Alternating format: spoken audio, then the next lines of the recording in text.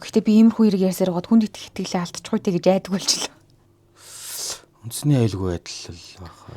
Амьд явахын талсан гэхэлэр амьд явахын хэн ч халаагүй шүү дээ. Тийм. Бас хитий хэрэг уншчаад донгосдог болж байна. Би асаа бараг прокурор болсон. Яа, хүмүүс яг ингэж хөөрдөг баха яа. Нүдэн дээр эргүүтэй надад. Прокурор ч шиг яа. Яа, яг нэг прокурор яа. Явж байгаа шүү. Нөхдүүд яг ингэдэг байхаа те. За би гусах нэ ер нь. Би чадах юм байна гэдэг. Наад ч юм уу амьд явах эсрэг. Амьд явах эсрэг. Йоо. Ой маа нэрээ. Хуйлж болдог үуч. Сайн байцгаана уу? UA Entertainment-ийн 417 нэвтрүүлгийг эхлэхэд бэлэн болсон байна. Оройн мөгөө. За сайн байна уу орой минь. 417 нэвтрүүлэг шүүх цэгийн аль хэдийн шийдэгдсэн хэрэгүүдийн одоо шүүхийн тэмдэглэлээс нь бид хоёр уншиж хагаад тэгээд сэрэмжлүүлэх болгох үүднээс нэг хэрэг сонгож аваад ингээд 7 хоног болгон ярьж байгаа. За өнөөдөр би их сонирхолтой ийм хэрэг баг ингээд хүмүүс нэг тийм анзаардагчгүй бах. Тэгэнгუთ Монгол улсад ажиллаж исэн Вьетнам засварт ажилладаг байсан хүн гэрлүүгээ харих гад паспортын захирал нь хураагаад авцсан. Тэгэнгუთ бичиг баримтгүй хил гарах гэж явж хагаад одоо нууцаар хилд авах гэж явж хагаад тэгээд баригдаад хөлийн зэргийнх нь Монгол улсын хөлийн зэргийг баригдаад шийтгүүлсэн ийм хэрэг байд юм байна. Одоо Монголд ажилладаг Солонгост ажилладаг хүмүүс л ингээ нэг захирал нь паспортыг авчдаг ч гэдэг юм уу тэгээд идэг. Чинь Монголд ажилладаг Вьетнам ажилчдыг бас гэдэг юм байна. Тий бас гадаад паспортыг хураагаад авчдаг захирал нь захиралт нь байдаг гинэ. Хөөх юм энэ дээ. Тий. Тэгээд нэг ийм харамсмаар хэрэг болсон Вьетнам хүн. Ийм хэрэг болж Вьетнам хүний. За энэ хэргийг ярьдана. Би өнөөдөр болохоор нууц самрагтайгаа нийлээд нөхрөө хордуулах гэж оролцсон. Өөрөөр хэлбэл хүний амь насанд занал хийсэн хэрэг гэсэн үг шүү дээ. За. Нөхрийнхөө амь насанд занал хийсэн. Ийм хэргийн талаар ярина. За манай нэвтрүүлэгтээ Канадын алдартай витамины Джеймсон брэнд хамтран ажиллаж байгаа. Улирал солигдож байгаа учраас та бүхэн гэр бүлийн гишүүн бүрд зориулсан Джеймсон брендийн витаминаас сонгоод гэр бүлээрээ хэрэглээрэй. За ер нь бол витаминууд маш олон төрлөөр байгаа. Тийм болохоор та ерөн зүгээр яг гэр бүлийн бүх гишүүдэд гэхээр магадгүй ахмад хүмүүс бол ахмадуудад зориулсан яг тэр витаминыг асуугаад хэрэглэж болно. За хүүхдүүдэд бол өсөлтийн витамин гэж байдаг юм байна. Дээрээс нь тэр яг нэг өсвөр насны хүүхдүүд ингээ батг гараад байдаг бол тий нүүрэнд нь батг гараад байдаг бол бид нар ганцхан ингээ спиртээр арчаад биш. Дотроос нь бас тийм витаминууд юм байна.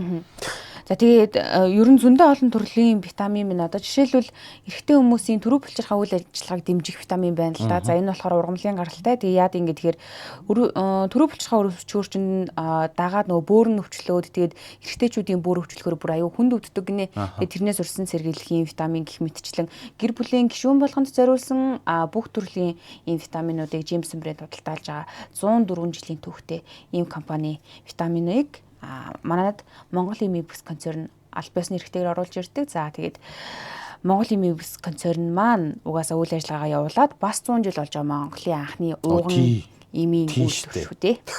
За ингээд бүх имийн сонгуудаар Канадын алдарт витамины брэнд Джеймсны олон төрлийн витаминууд байгаа. За баярлаа. Танаас эхлэе. За таны хөдөлгөөний хүч, таны бүтээлийн эхлэл, таны өдөр тутмын амар амгалан, өдөр бүрийн эрч хүч, саруул ухааны их үүсвэр, Канадын чанар Джеймсон Омега. За би өнөөдөр товчхон ярина. Тэгээ энэ хэрэг ч угаасаа нэг тийм ээдрээ нь бол харьцангуй гайгүй. Гэхдээ ийм хэрэг болдгийг бид нар ер нь бол анзаарж байгаагүй. За магадгүй одоо юу гэдгийг ингээд нэг хүний 8-ны хохирогч болцсон Монгол зарим өсгүүчүүд ингээд гадаадд очиод паспортаа хураалгацсан тэ зугтаж ирлээч гэдэг юм уу явах гэхээр ингээд нэг паспорт байдгүй гэд тийм хэрэг гардаг байсан бол Монголд эсэргээрээ дахиад гадаад ажилчин өөрөө ингэж одоо гэдэг хохирдог. За учиргүй хүний 8-ны хохирогч бол биш. Тий. Гэхдээ энэ хэрэг юу яасан юм бэ? За би бол энэ хэргийг яг он сар нь бол яг хിവэрэнгээр нь явчих гэж бодож байна. Тэгээ нөгөө Вьетнам хүн учраас нэр нь бол 3 хэсэгтэй юм байна. Энэ ВХ гэдэг ийм шүүгдэгч гэж байгаа.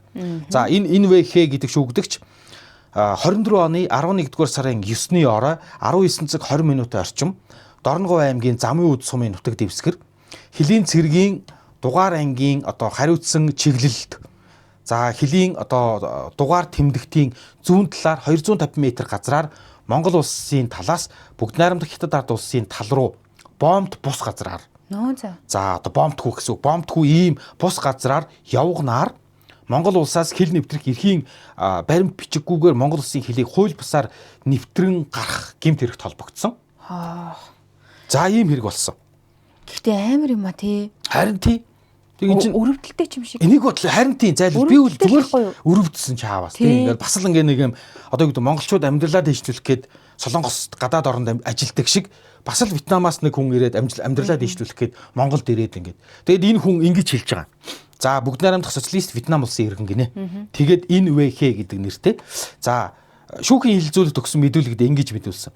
Би Монгол улсад ажиллаад олон жил болсон. За тэгээд ингээд хангалттай мөнгө олох зорилгоор ер нь Монголоос явъя гэж бодсон. Тэгэхээр Монголд олон жил ажиллаад ерөөсөө мөнгө олоогүй юм шиг байна. Тий, тэгээд өөрөө мэдүүлэхдээ би хангалттай мөнгө олох зорилгоор Монгол улсын хилийг ямар ч байсан Монгол улсаас гарах шаардлагатай болсон. Тэгээд Монголд амьдардаг вьетнамчууд бүгдээрээ гадаад паспортаа захиралдаа өгчдөг.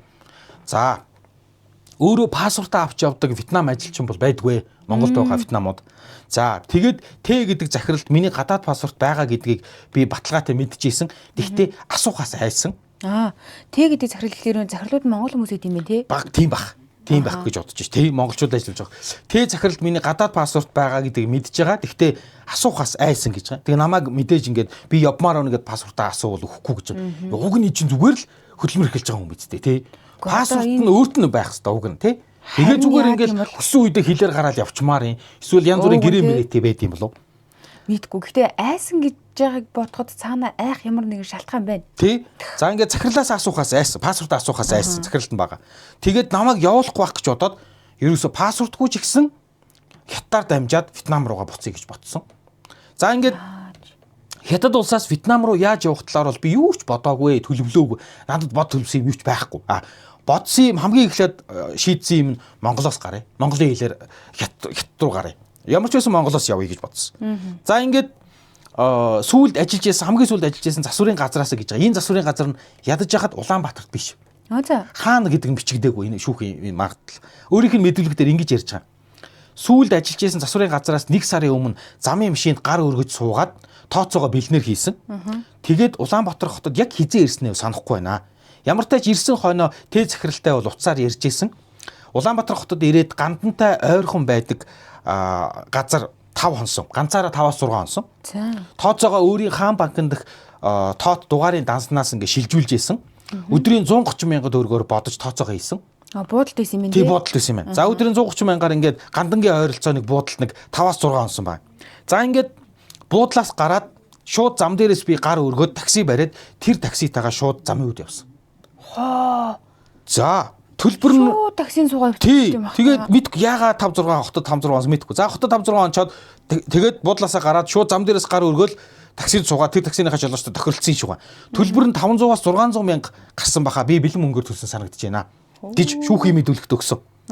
За ингээд бэлэн мөнгөөр төлчөөд тэгээд ер нь бол би анх хөдөө байдаг засварын газраас гарахдаа ерөөсөө л бидээ бэлэн мөнгө яг сая төгрөгтэй нааша гарсан хот руу. Сая төгрөгтэй гарсан. За ингээд дансантаа ер нь бол маш бага мөнгөтэй байсан. Ингээд 2024 оны 11-р сарын 8-ны орой замын үдэд очиод нэг хоноод за маргааш өглөө буюу 2024 оны 11-р сарын 9-ний өглөө замын үдийн эргэн тойрноор ингээд алхаж ажигласан байгаа эхлээд. Ажигласан гэд. За ингээд өглөө тэр хаваараа өдөржингөө ингэж ажиглалт хийчээд орой 18 цаг өнгөрөөгөөд хилийн бүс рүү шууд алхаж эхэлсэн. Тэгээд энэ чи бомбтоор биш гэсэн мэдтэй. Тий, замын үдэд буучаад тэг яг замын үдийн тэр бомбтоор замын үдээс нэлээд зайтай юм шиг байна. За. Тий, одоо ингээд яг замын үдээс одоо тэр нэг хил гардаг тэр нэг бомбтаас нэлээд зайтай газар л алхсан юм шиг байна нөхөр. За ингээд 20 цагийн үед би баригдсан. Тасаранхуу болцсон байсан учраас хилийн тоор бол хаана байгаагч би мэдэхгүй харахгүй байсан. Ер нь бол урагшаал алхаад байсан. Тэгээд ер нь хаагуур яаж хил гарах уу гэдгээ бол би Google Map харж агаад тэгээд Google Map-аас ингээд хараад тэгээд за энэ бомбт бус газраар л хил нэвтрий гэж шийдээд тэгээд тэрийгэ Google Map-аас харчаад өдөр нь явж ингэж алхаж очиж ингэж холоос харж баримжаа авчаад тэгээд тэгэл орой болгоод алхацсан. Гэгээ тасраал алхацсан гэж байгаа. За хин нэг надад бол энэгээр энэ хаваар ингэж гармаар гэсэн юм байхгүй. Надад ерөөс хинч туслаагүй. Би ганцаараа бай. Заавчлаарай. Тэр нэг галсны мэдээлэл хүргэтгэе. Хөөе, нэг юм гоё юм байна. За. За би чамруу линк гэж шидсэн ба ороод хараарай заяа. За. 3 сая төгрөг төлөөд 4 сарын хугацаанд заяа багштайгаар одоо юм турдаг. Тэгээ дээрээс нь эрүүлждэг. Одоо өөрийгөө шинээр бүтээдэг. Дээрээс нь шагналтай муралдаан зарласан байна. Бид нар 45 хоногт яаж өөрчлөлтгийг харлаа штэ сая тий. Монгол улстай яриа. Өш энэ ингэж байна. Наад энэ сте янцсан юм байна хөөе.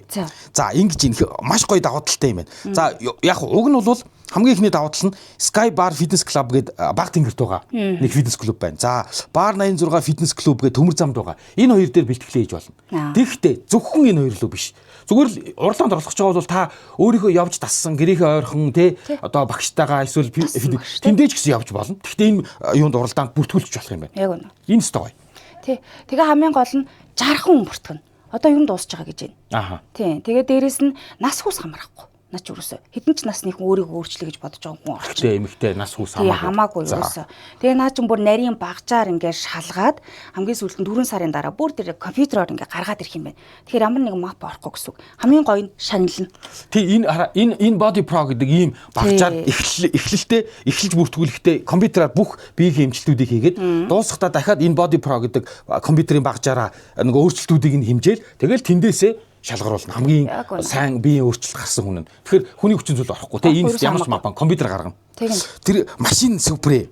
Машин тий 25 оны Chevrolet Tracker гэдэг Jeep байна. Тий дунд гарын Jeep байна лээ. 25 оны 1 км-ийн гүйлтүү бай. Цоо шин. Тий тэгээ дээрээс нь гоё зөвдөлтөй өрүүлтэй. За. Тий ийм. Тэгээд ерөөсө 106.5 иддэг ийм. Яг Монголын нөхцөл таарсан. Цоо шин гоё ш тий. Jeep-тэй болно. Тэгэхээр та 3 сая төгрөг төлөөд яг 4 сарын хугацаанд тулсан юм багштайгаа ажиллаад өөрийгөө бүтээгээд тэгээд дээрээс нь ялагч бол маш авч гэнэ шүү дээ. Тийм ээ? Тий. Тиа сонирхч байвал манайха линк холбогдох бүх юмнуудыг тавьчих. Ороод бас нэг үзээрэй. Бүртгүүлэн дуусч байгаа юм билээ шүү. Тий, зөвхөн үлдсэн билээ шүү. Заагүй. Би ганцаараа байсан. За ингэж мэдүүлсэн. Шүүхтэр. За гэрч ис гэдэг хүн мөрдөн шилэх ажиллагаанд өгсөн мэдүүлэгтээ ахлагч ис. За би 24 он 11 сарын 9-ний өдөр ингээд техникээр хянах манаанд дид ахлагч ийтэй цуг үүрэг гүйцэтгэж ийсэн. Тухайн үед дид ахлагч ий 19-оос 20 цагийн үед нэг юм харагдлаа. Та шалгаад өгөөч гэсэн. Техникээр хянах гэхээр магадгүй дроноор нисэж ийсэн байж магадгүй. Одоо ч дрон нисгэж болсон юм билээ. За тэгээд тухайн зүйл нь хариуцсан хэсэгт нь ажиглагдаж байгаагүй зүйл байхаар нь хэсэг ажигласан. Өмнө нь ерөөсөө тийм манаанд гарч явах тийм ажиглагддаг байсан юм аа. Тэгээ ажиглах үедээ амсрын хярын гэдэг. За ингээд харуулын дарга дид ахлагч хоёрлоо уцаар мэдэгдээд за тэр одоо гэдгийг тэр тоот тэмдгийн чиглэлд дулаацах байр руу хурдаа очижээ. Хүн байж болжшгүй нэг ийм зүйл байна. Би тэгтээ сайн шалгаат төрүүлээд явжээ гэд явуулсан байсан. За тэр хоёрыг явж байгаа хооронд нь тодорхой болчих واخа би ингээд илүү сайхан тодруулаад хараад тэгээд. За ингээд дараа нь шуурхаж иж өрт мэдэгдсэн. Заставын даргатаа хүн байж болцшгүй. Өмнө нь ерөөсөө ийм байдгүй байсан юм аа. Техникээр ингээд хянах манаад гарсан ийм мэд. За ингээд шууд ингээд түргээ аваад ингээд застав хөлийн харуул мэдэгдээд шуурхаа бүлгүүд ингээд гарсан гэж мэдэгдсэн байгаа юм. Гэрч. За дараагийн гэрч болохоор бас 24 оны 11 сарын 9-ний орой 19 цаг 20 минутанд хяналтын удирдлагын төвд за хөлийн тоот багнаас нөгөө тоот багны хооронд хөлийн бүсийг камераар хянжсэн чинь тий ингээ нэг юм одоо инженерийн 3 дугаар баг 3 дугаар зааг 2 дугаар зааг руу явж байгаа юм хөдөлгөөн илэрсэн гээд. За ингээд тэр хяналтын бүсийг ингээд илүү ингээд тодруулсан. За ингээд тодруулаад харж исэн чинь ер нь бол ингээ нөгөө камерыг тодруулж исэн юм байна. Тэгээд тодруулаад харсан чинь ер нь бол хүм эхлээд шоу ээж магадгүй. За ямар ч юм юу юм мэдэхгүй байна. Шоу ээж магадгүй жоохон харъя гэсэн юм байна. За ингээд үүрэг өгөөд ерөөсөө ингээд баталгаажуулаад харсан чинь яалтч хүн явж исэн. Тий хөдөлгөөнтэй хүн явж исэн гэсэн байгаа. Тэгэл шууд хөлийн цэргийн дугаар ангийн хөлийн албаны дарга болон ангийн шалгалтын хамгаалтын штабын дарга марга гэл ингээл бүгд түргээ аваад тэгээд гялс нөгөө хүний чинь араас нь очиж барьж авсан гэсэн ийм байна лээ. Тэгээ ингээд камераар харахаар хүн байж болчихгүй байжгаад ингээд харасж жагаад шуу юм уу гэж бодож ирсэн аа дахиад ингээд тодруулаад харсан чинь яалтчгүй хүн гүйжсэн. Тэгээ шууд араас нь очиод бүр гүйжсэн. Тий, яг ингээд нөгөө хэл гарахаа нөгөө юм чи гүйжсэн гэж байгаа байхгүй. Тэгээ нөгөө камераар ингээд 1930 минутын үед тэгэхээр ингээд бүдийсэн камераар хараад ямар ч өсө хөдөлгөөн байсан нэг харангууд хүн байх магадaltaй энд бол мал байхгүй, шуу байхгүй, хүн юм шиг байна. Тэгээд харуулын баг очиод ингээд ойртоод Тий, зогс гэж хэлсэн гэж аахгүй. Зогс гэдэг ингээ араас нь ингээд гүйж ягаад шууд зогс гэд душаасан юм байна. Тэгсэн чинь нөгөө хүн нь зогсохгүй бүр эргэж харчаад тэгээ нөгөө хилийн цэргийнхнийг харчаад бүр цаашаа бүр ингээд үргэлжлүүлээд бүр хурдаа нэмээд гүйсэн. Тэгэхээр нь араас нь хөөж гүйжчихэд шууд газар унгаад дараад авсан. За ингээд барьж авсан. За ер нь бол барьж аваад саатуул хэвтүүлж ягаад саатуулаад ингээд араас харуулынхан ирээд за ингээд тэднийг машинтайгаа ирээд хилийн албаныханд хүргэж өгсөө, хүргүүлсэ. Ийм. За тэгэнгүүт юун дээр болохоор шүүх дээр бол ингэсэн байна лээ. За энэ шүүгдэгч бол бүгд найрамдах социалист Вьетнам улсын иргэн за энэ ВХ за 24 оны 11 сарын 9-ний орой 19 цаг 20 минутын орчим Дорногов аймгийн Замын үд сумын нутаг дэвсгэр нутаг дэвсгэрт за хилийн багны зүүн талаар 250 метрийн зайтай Монгол улсын талаас бүгд найрамдах Хятад ард улсын тал руу бомб бус газраар явгнаар Монгол улсаас хил нэвтрэх эрхийн баримт бичиггүйгээр Монгол улсын хилийг хууль бусаар нэвтрэн гарсан үйл баримт тогтоогдсон. За энэ бол яалтчгүй ингээ нөгөө гэмт хэргийн шинжтэй үйлдэлээ гэсэн юм байна. Нэгдүгээр. Хоёрдугаарх нь зогс гэхэд зогсоогүй бүр цаашаа ингээд нэмж гүйсээ. Тий, тэгэхээр энэ бол бүр эрүүгийн хэрэг болохоор хэрэгэ гэсэн юм байна. За ингээд ямар ч байсан юу болвол шүүгдэгч болвол надад бичиг баримт байхгүй би Монгол улсын хилээр гарах гэжсэн үнэн. Тий, өөрийгөө өмгөөлж хэлэх юм алгаа. Өөр юм бол алгаа. Надад өөрийгөө өмгөөлж хэлэх юм алгаа гэд шүүхтэр юу ч хэлээгүй. Тий, за тэгээд тэр нөгөө харуулын цэрэг мэрэгтэй ноцолдож барьсан гэдэг юм уу, эсэргүүцсэн юм бол юу ч байхгүй. Тий, баригдаад ингээд хүрээд ирсэн. Ийм юм байна лээ. За тэгээд ер нь бол шүүгдэгчид хүлээлх эрүүгийн хариуцлагын талаар гэсэн чинь за шүүгдэгчид болохоор за Монгол улсын хилийг хууль бусаар нэвтрэн гарсан гэмт хэрэг үйлдсэн гин буруутайд тооцоод за ингээд эрүүгийн хариуцлага хүлээлгэх үндслэлтэй. За энэ Вьетнамын иргэнд бол юу ийм хариуцлага хүлээлгэсэн байгаа юм. 1 жил 6 сарын хугацаагаар 20 хилаар шийтгэнэ. За. Тий, ингээд Монгол улсын хилийг зөвшөөрлөхгүйгээр, бичиг баримтгүйгээр тэгээд бомб бус газраар ингээд явгнаар хил зөрчиж ингээд гарсан. Тий, ингээд ер нь бол Монгол улсын хил бол одоо энэ нөгөө юу байна? Дархан байна гэсэн тий. Тий, ийм байна лээ. За тэгээд гин буруутаа тоодоод 1.6 жил. Юу юм бэ? Анх ял төлөвлөлтөй болохоор 1.6 жил гэж юугаад шүүхээс бол 1 жил болгож багасгасан. Нээлттэй ойрхон ингээд ял идлүүлэхээр шүүхийн тогтоол гарсан. Тий. За тэгээд шүүгдэгч бол одоо энэ хэрэг явж байгаа хувьд цагтж хоригдоогүй зүгээр ингээд гадуур байжгаад байцаагдсан юм байна лээ. Төлөх төлбөр байхгүй. За ямар нэгэн одоо юу гэдгийг битүүмжлэгдсэн ий төрөнг байхгүй, маргаан байхгүй. Тий. За ингээд ер нь бол шүү одоо ингээд нэг шүүх хурлаасаа шууд тэр хүнийг ачаад тий нээлттэй ойрхон ингээд хорхоор шийтгсэн ийм хэрэг болсон байт юм байна. Харамсалтай юм а тий. Паспортаа зүгээр хэлээд аваад гараад явчих болдоггүй л юм бах та. Тий. Тэг ямар нэгэн одоо юу гэдэм дэ зүгээр гол юм нь болохоор тэр нөгөө зогс гэхт нь зогсоогүй цаашаа бүр ингээд цаашаа гүйсэн. Тийм болохоор энэ бол эрүүгийн хэрэгээ. Тий. Дээрэс нь за одоо юу гэдэг нөгөө ямар нэгэн хин нэг гимтэж бэртэйгээгүй өөрөө хэрэгээ ухамсарлаж байгаа учраас ямар нэгэн өөр төлбөр байхгүй учраас 1.6 жил биш жоохон багасгаад 1 жилийн орон хэлийг нээлттэй ойрхон ингээд идэл биеэр идэлсүгэ гэсэн ийм шүүхийн тогтоол гарсан юм байна. Тий. Ёстой харамсалтай юм. Тий. Тэгээд хитэл аюу тийм нэг бодлыг өрөвдмөр юм шиг нэг бодол амар хайн тэглээгээд одоо тэгээд эн чинь хилээр гарахаар баригдчих таараа биш. Тий. Монголд олон жил болсон гэсэн мөртлөнгөөсөө яагаад хүмүүстэй тэгэж нөгөө нэг юм хилэн тийм амар сайн биш юм бах та. Хэмэтгүй харин тий Монголд олон жил ажилласан гэж байгаа. Тэгээд хангалттай мөнгө олохоор гадагшаага явах гэжсэн гэд. Яагаад та Монголоос явах болсон юм бэ гэсэн чинь хангалттай мөнгө олох гэж явах гэсэн. Тэгээ хангалттай мөнгө олох гэж байгаа гэдэг нь Хятадаар дамжаад цаашаа зүгээр яг өөрийнх нь мэдүүлэх дээр би буцаад нутаг утгах гэсэн. Зүгээр л Вьетнам руу очих гэсэн. Яагаад зүгээр шууд явчих болоогүй юм мэдэхгүй. Өөрт нь сая төгрөг данцсандаа жоохон хитэн төгрөг байсан болтой юм шиг өөрийнх нь шүү мэдүүлгээр тэгээд захирлаасаа ингээд юугаа аваад паспортаа аваад зүгээр л явчихна. Энд ирж ажиллаж байгаа хүмүүс чинь бол бүгдээрээ л зөвшөөрөлтэй хүмүүс байгаа шүү дээ. Тийм нэг тийм хүний 8 биш юм чинь. Яагаад заавал тэгж ингэж нөгөө хил зөрчиж явсан зүгээр л хилээл гараал явчихна. Тэгээд хамгийн гол нь ямар ч цаашдаа яах вэ гэсэн төлөвлөгөө байхгүйгээр тий. Шууд ингэж тэг бичгээр юм чи Хятад очиод Хятадаас хашаа дахиад яаж Вьетнам явах вэ? Сонин хэрэг үү? Сонин тий. За ийм хэрэг болсон байт юм байна. Таны хөдөлгөөний хүч. Таны бүтээлийн эхлэл.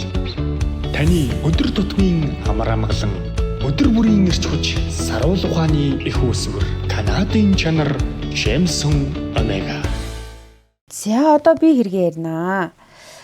Нууц амрагтайгаа нийлээд нөхрөө хордуулах гэсэн гэдэг энэ хэрийг ярина. За шүүгдэгч нарын биеийн байцаалтын тухайд Монгол Улсын иргэн О 1986 оны 11-р сарын 20-ны өдөр төрсөн 39 настай эмэгтэй. Суурь боловсролтой, мэрэгжил байхгүй, эрхэлсэн тодорхой ажил байхгүй, ам бүл 3 эцэг эхийн хамт амьдардаг гэсэн ийм биеийн байцаалт өгсөн байгаа юм. За нөгөө хүн нь болохоор Монгол Улсын иргэн Ц 1983 оны 5 сарын 19-ны өдөр төрсөн 42 настай эрэгтэй, бага боловсролтой, мэрэгжилгүй, аж ахуй эрхэлдэг ам бүл 1 өмнө нь эрүүгийн хариуцлага хүлээж байгаагүй гэд. За энэ О Ц 2 нийлээд Огийн нөхрийг хордуулах гэсэн үг. Холбогдсон хэргийн талаар бүр дэлгэрэнгүй ярих юм бол ингэж байгаа. За шүүгдэгч О гэж байгаа энэ нэмэгтэй нь хэдүүлээ одноо гэж явуучвал зүгээр одоо эн чинь нөгөө төрсөн он саранч өөрчилсөн байгаа, насыг нь ч өөрчилсөн. За О гэдэг нэрийг нь одноо гэж явчих тий. За шүүгдэгч одноо нь Цэтэй үйлдэлээрээ санаатай нэгдэн бүлэглээд нөхөр Бэд гэж байгаа. 2024 оны 9-р сарын 8-ны өдөр уусан ундаанд нь хулганы хор хийж уулгасан. Пүүх. Нөхрийнхөө ундаанд нь хулганы хор хийцэн. Тэгээ хулганы хорчин дотор яаж яхад амар олон янз бүрийн хордуулж алах гэж байгаа юм бах та. Ер нь бол ийм алах санаатай. Бүр санаатайгаар. Тий. Тэгээд болоогүй 9 сарын 8-ны өдөр хор болгосон байгаа штэ тий. Тэнгүүдээ яг маргааш нь буюу 9 сарын 9-ний өдөр уусан архинд нь хүнсний зориулттай угс ус хийсэн баг. Оо бүр амар бүр яг шийдсэн байгааз угс усч төлнө үсттэй. Тийм бүр ингээд би нөгөө жоохон бахта манай их хүүхдийн сувилд ажилладаг. Тэгээ нэг ингээд ярьж чад хүүхдээс ахгүй. Тэгээ би санамсаргүй танайд уу яац ингээд дүүгээ хасардаг. Санамсаргүй яац ингээд гэж манайд байр угс ус ууц юм а гэд. Тэгээ ингээд ам амар түлэгдсэн байсан байхгүй. Тэгэхээр энэ угс усыг уулгана гэдэг чинь ер нь бол хүний санаатай алхаж байгаа, түлж алхаж байгаа л гэсэн үг шүү дээ. За тэгээ болоогүй. 9 сарын 13-наас 9-р сарын 26-ны өдрийн хооронд энэ хүн эмчилгээ хийлгэсэн байгаа нөхөр нь. Одоо хохирогч Б гэж ярьж байгаа юм л да. Эмчлүүлж байгаа хооронд нь нөхрөө сахижаах та тарианы шингэнд нь хүнсний зориултаа угс ус хийж тарихыг завцсан. Бүр нэмээд. Тэгээд тэр нөгөө өмнөх ингээд хулганы хор тэр нэг угс ус хийцэн архийг нь уугаад ер нь би муудаад эмнэлэгдсэн юм байна. Би муудаад эмнэлэгт гівтчих хооронд эмнэлэгт нь сахижаах та дахиж тарианд нь угс ус хийж байгаа. Бүр. За тэгвэл нөгөө шүүгдэгч Ц гэд за цахиа гэд явчихъя л да хэдүүлээ. Ото үйлдэлээрээ санаатай нэгдэн бүлэглээд түүний нөхөр Б-г хордуулж алах зорилгоор хулганы шингэн хор хүнсний зориултаа угс усыг авчирч өгсөн. Одоо Од буюу одноод тэр хорнуудыг авчирч өгсөн гэсэн. Эмнэлэгт хэвтэн эмчлүүл захиж байхад нь тарианд нь хүнсний зориултаа угс усыг хийхийг зөвлөж Б-г алахыг завдсан гэсэн ийм гэмт хэрэгт энэ хоёрыг тус яллах дүгнэлт үйлдсэн баг. За энэ хэрэг чинь амар. Наач нэг сошиал машинаар явсан уугүй юу? Явсан. Нэрээ. Харин тий одоо ингэж за. За тэгээд хохирогч Б-гийн мэдүүлэг буюу одоо энэ хордсон байгаа хүний мэдүүлэг байна л да. За. Мэдүүлгийг уушгаар амар сонин заяа. Бүр ингэ үнэхээр санаанд багтамгүй байгаа. Одноо бит хоёр гэр бүл болоод 17 жил болж байна. 10-аас 16 насны 4 хүүхэдтэй. 2023 оны 5 дугаар сард гэж байгаа. Өдрийг нь сайн санахгүй байна гэж байгаа. Манай хаваржаанда байхад би сумын төрөө яваад шөнийн тэг цагийн үед гэртээ ирсэн чинь Ц манайд байжсэн. Одоо захиа буюу найз нь байжсэн тий. Би маргааш нь ихнэр одноогоос ямар учраас захиа манайд намайг байхгүйгээр ирсэн бэ гэж асуусан чинь Ц бит хоёр унтцсан. Дахиж тийхгүй гэж хэлээд өнгөрсөн юм байна. За мөн тухайн үед Цгээс нь одоо энэ хохирогч би асуусан юм байна л да. Чи миний их нэртэй унтсан юм уу гэдгсэн чинь уучлаарай бит хоёр ганц удаа унтцсан гэж хэлсэн юм байна. Тэгээ тэрнээс хойш Ц надтай урдын адил харьцаж манайхаар ирж очиод л явж исэн. Уужим хон дотортой хүмүүс ээ. Тийм багаз. Гөөр за одоо мэдээж ингээд үнэхээр ингээд гачин за алдаа одоо гарсан юм байж тэрийг нууцлалтын байж гүг тэгээд яасан аль нь яасан уужим хон дотортой хүмүүс ээ. Харин тий би мэдүүлгийг уншаад айгүй гайхсан. За Ц бит хоёр нэг нутгийн нэг багийн хүмүүс багаасаа найзалж нөхөрлөөд хамт нэг газар нутгалж исэн. Мөн бит хоёр хаа нэг манад арх уухад Ц манад хоноод явдаг байсан юм. Би эхнэрийгээ Цтэй унтсан буюу бэлгийн харьцаанд орсон гэдгийг нь анх тэгж мэдсэн. За түүнээс хойш Ц О-нор хоорондоо ямар харилцаатай байгааг би бол мэдэхгүй байна. Би бичиг үсэг мэдэхгүй. Хамгийн гол нь энэ хүн бичиг үсэг мэдэхгүй. Тийм үү. За. Бичиг үсэг мэдэхгүй учраас би мессеж бичиж уншиж чадахгүй учраас эхнэрээ өөр хүнтэй харьцаж байсан гэдгийг би мэдэхгүй байсан. За. Тэгэхээр өөрөөр хэлэх юм бол нөхөр нь бичиг үсэггүй мессеж унших боломжгүй гэдгийг нь эхнэр нь далимдуулж цэтэй маш олон жил мессежээр харьцсан байдгийн байна лээ. За цаашаа үргэлжлүүлээд мэдүүлгийг ингэж анч одоо мөрдөн шалгах ажиллагааны явцад нийтдээ 4 удаа мэдүүлэг өгсөн. За шүүхтэр 1 удаа мэдүүлэг өгсөн. Нийтдээ 5 мэдүүлэг өгсөн байт юм билээ. Тэгээ энийг ингээ багцлаад хураангуулад уншия л да. Би одоогоос 2 жилийн өмнө гадуур явж байгаад гэртээ ирээд миний эхнэр найз Цэнэр нэг хүнжилд унтж байхад нь барьсан юм аа. Би тэр үед мэдээд чи яаж байгаа юм бэ? 4 хүүхэдтэй хүний эхнэртэй гэсэн чи Цэ юу ч хэлэхгүй гараа явцсан. Эхнэр оогоос асуухад чамд хамаагүй би өөрийгөө мэдэж байна гэж надад хэлсэн. Ингээд би Цэ онорыг хайр сэтгэлийн холбоотой хүмүүс гэж мэдсэн боловч 4 хүүхдээ мэдчих байх гээд хүүхдүүдэд өнтрүүлэхгүй гэж бодож явсан юм аа. За дахиад нэг мэдүүлэг дээр нь өнгөрсөн жил буюу 2023 оны 9-р сарын сүүлээр манайх Намаржаанда байсан. Гэрт эхнэр бит хоёр байсан ба мотоциклоо янзлаа сууж исэн чи Цэ эхнэр рүү уцаар залгаж ярьсан гэж байгаа. Тэр үед эхнэр маань намайг хониндоо явцсан байх гэж бодсон. Эхнэр гэр дотор уцаа чанга аригч дээр нь тавиад ярьсан. Тэр үед Цэ танай нөхрийг алмаар байна. Хулганы хор өгөөд алчий гэхэд нь эхнэр манай хүн юмны амтыг сайн мэдгээ. Яаж өгч болдгийг гэд уцаа тасалсан гэж байгаа.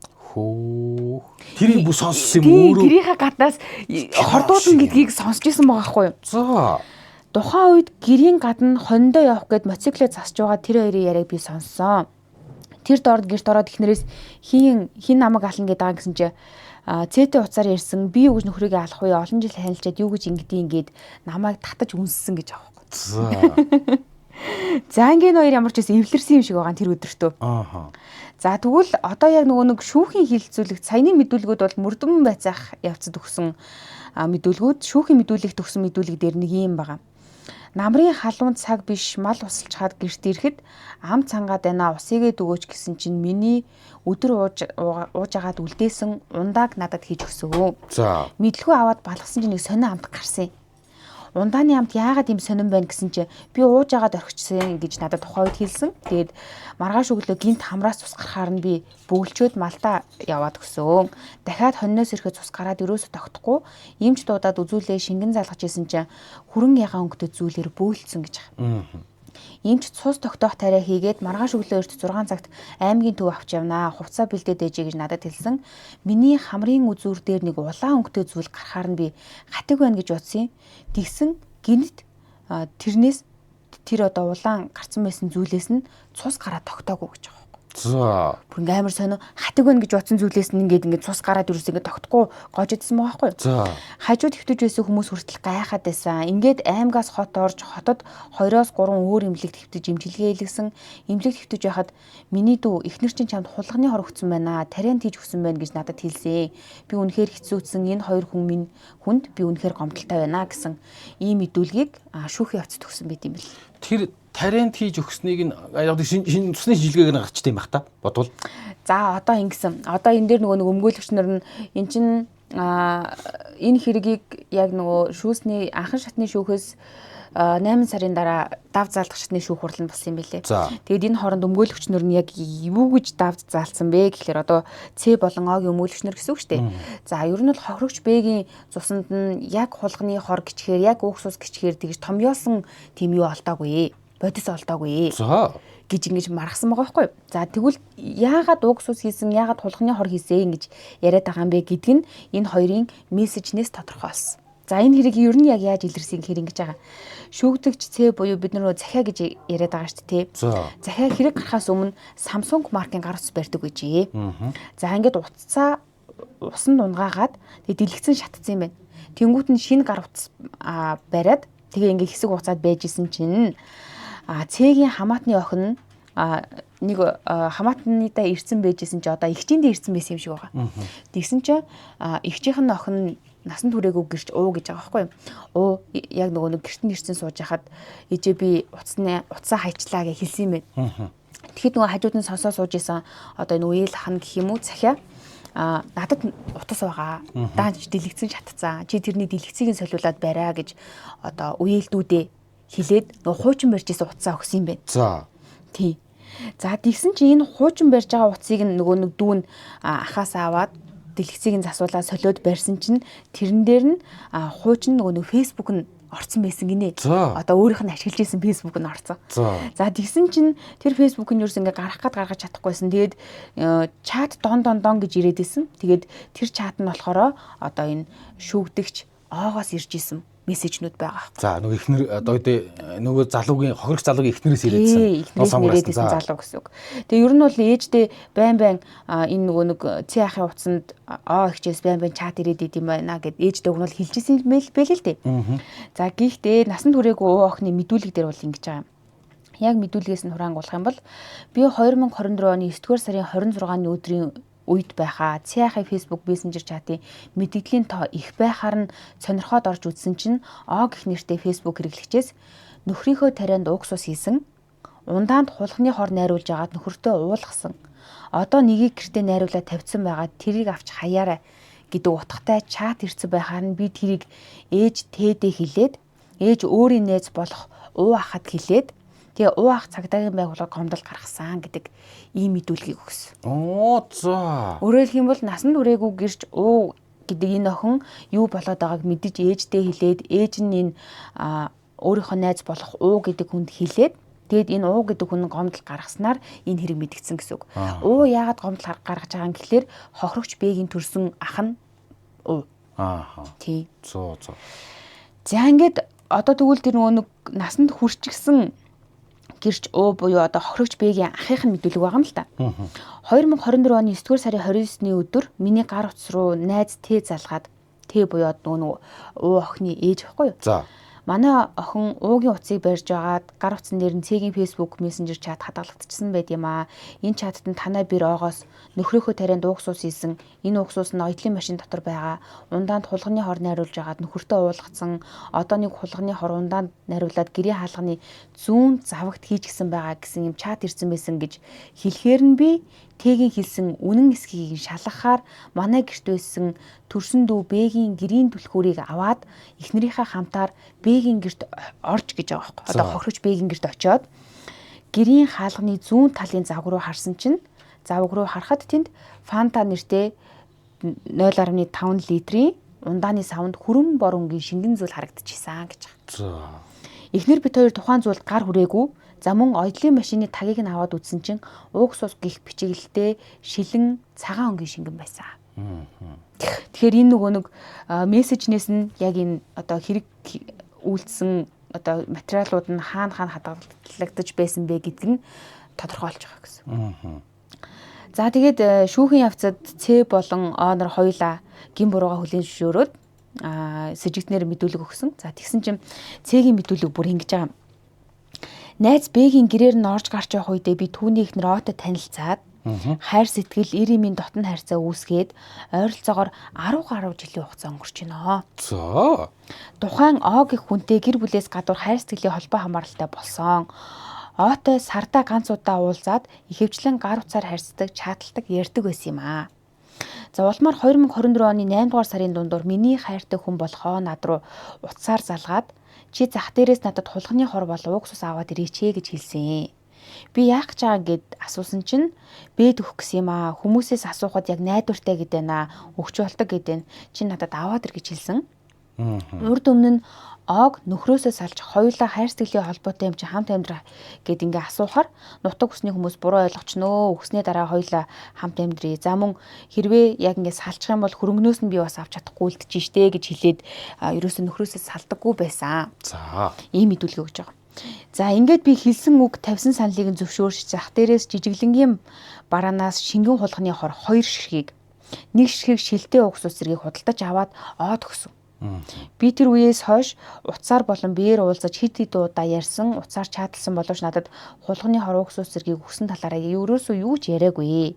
За сүүлд буюу одоогоос 20 гаруй өдрийн өмнө надад сумын төв рүү орж ийна. Арх ууцсан байна. Архинд нь уугсус хийгээд уулгацсан. Хулганы хорыг 2 ундаанд нь нэг ширхээр найруулад нэгийг нь уулгачлаа гэж хэлсэн.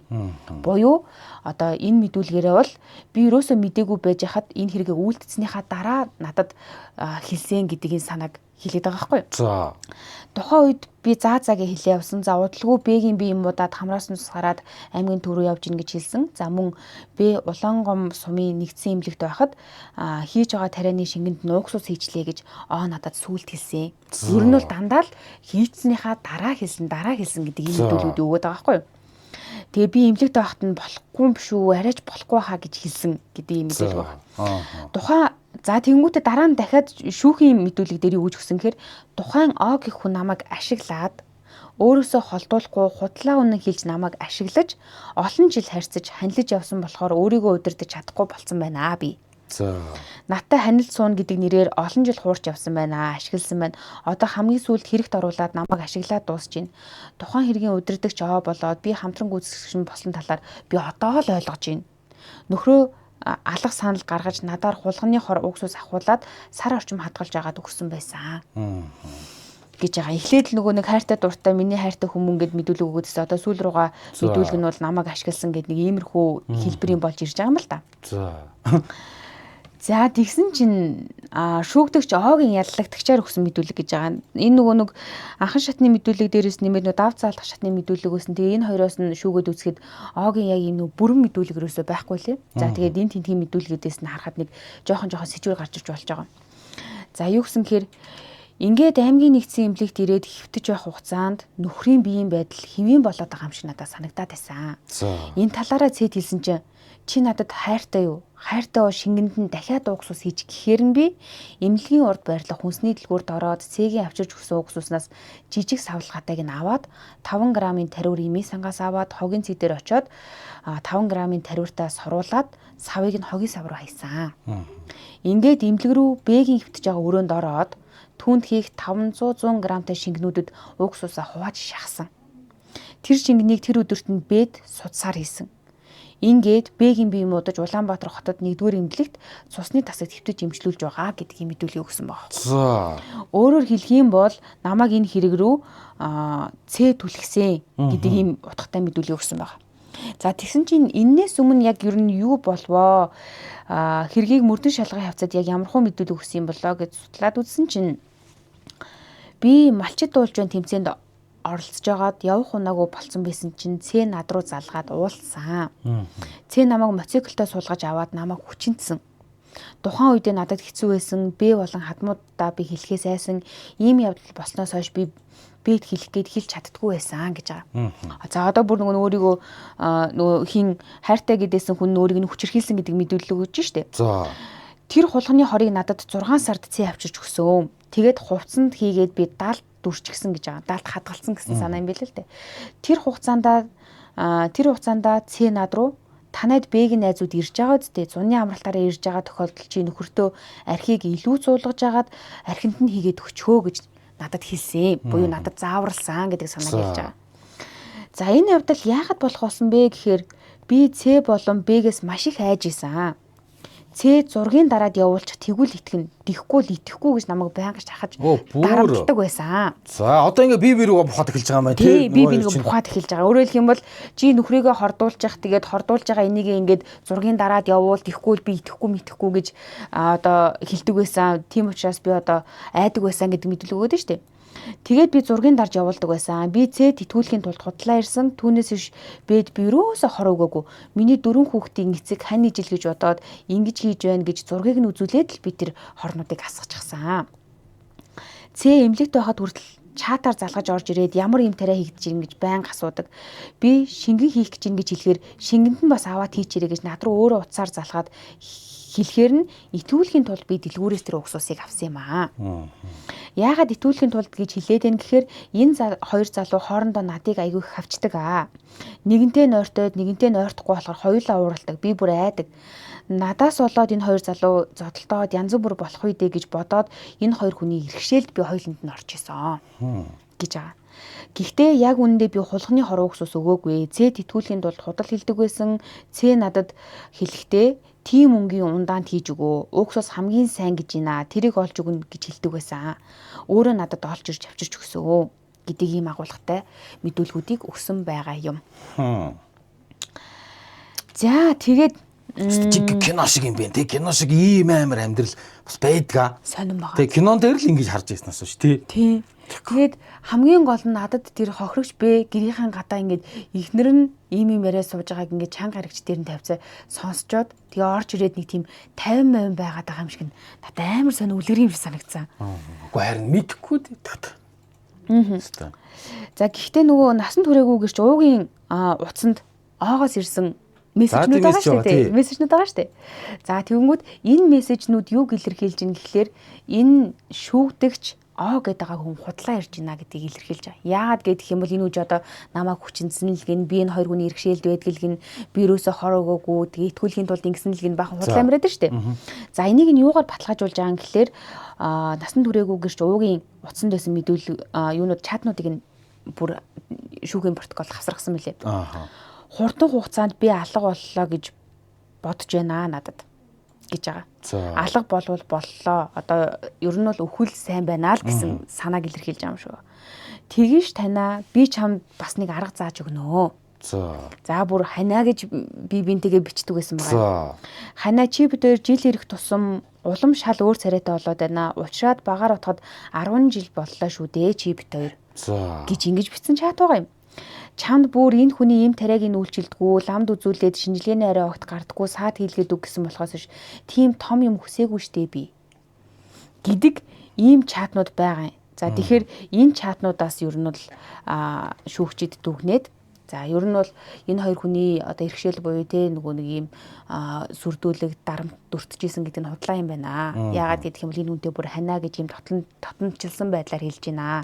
За тэгээд энэ хоёр хоорондоо хайр цэглэлийн холбоотой болоод 10 гаруй жил болж байгаа гэдэг нь үний юм байна. 10 гаруй жилийн туршид одоо хүчирхийлүүлээд исэн бол энэ хүн ямар нэг арга хэмжээ авах байсан байлгүй дээ гэдэг ч юм уу те. За зөндөө олон талаас нь ингээд тайлбарлаж байгаа. За ингээд шүүхийн тогтоосноор хүнийг санаатай алах гэм тэргийг бүлэглэж үйлдгийг завдсан гин буруутад тооцоод 13 жилийн. Цэг хүнийг алах гэм тэргийг бүлэглэж үйлдгийг завдсан гин буруутад тооцож 12 жилийн хорих хайл оноосон байдаг.